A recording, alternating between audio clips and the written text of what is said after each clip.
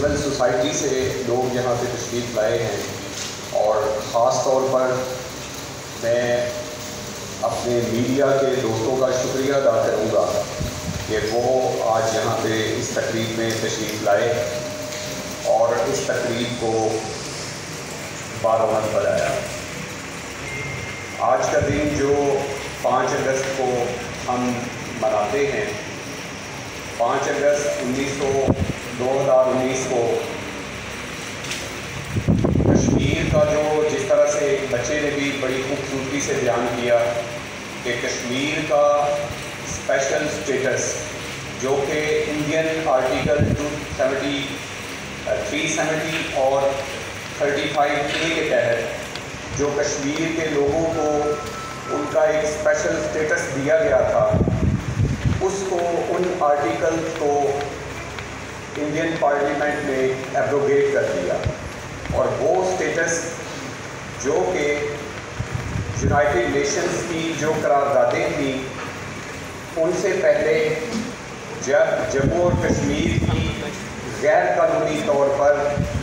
Indian state کے ساتھ الحاق کیا گیا، تو اس وقت جو اسٹیٹس دیا گیا تھا وہ ایبروگیٹ کیا۔ جو اسپیشل اسٹیٹس ہے اس کا مطلب یہ ہوتا ہے کہ 2 یا 3 جو جیسے سیکیورٹی اور بین الاقوامی جو امور ہوتے ہیں، اس کے علاوہ باقی جتنے بھی کام ہیں وہ کشمیر کی جو اسٹیٹ ہے وہ آزادانہ طور پر انجام دے سکتی ہے۔ لیکن جب سے آرٹیکل 370 اور 35A کو 2019 میں ایبروگیٹ کیا ہے، تو وہ کشمیر سے وہ جو اسپیشل اسٹیٹس ہے وہ ختم کر دیا گیا ہے، اور کشمیر کو انڈین دوسری اسٹیٹس کی طرح ایک اسٹیٹ بنا دیا گیا ہے۔ ہم اس دن کو اس لیے مناتے ہیں، یا اس دن کو ہم یوم سیاہ یا یوم استحصال اس لیے کہتے ہیں کہ یہ آرٹیکل کی abrogation United nation security council کی جو قراردادیں منظور کی گئی ہیں یہ ان کے خلاف ہے۔ ہم اس لیے بھی یہ یوم سیاہ 5 اگست کو مناتے ہیں کہ یہ کشمیر کا جو اسپیشل اسٹیٹس تھا، جس کے مطابق کشمیر کے اندر کوئی غیر کشمیری بندہ نہ تو اس کی نیشنلٹی جس کو ہم ڈومیسائل کہتے ہیں وہ لے سکتا ہے،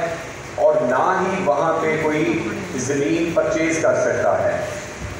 لیکن جب یہ آرٹیکل ایبروگیٹ کیے گئے، یہ اسپیشل اسٹیٹس ختم کیا گیا،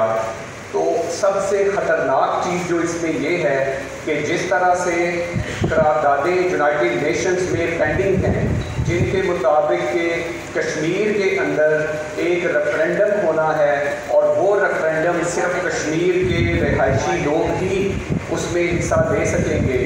لیکن جب یہ 2 آرٹیکل ایبروگیٹ کر دیے گئے تو اس کا مطلب یہ ہے کہ کوئی بھی غیر کشمیری جو انڈین مختلف اسٹیٹ سے تعلق رکھتے ہیں وہ وہاں آ کے آباد ہو سکتے ہیں، وہاں پہ آ کے وہ اس کی نیشنلٹی لے سکتے ہیں۔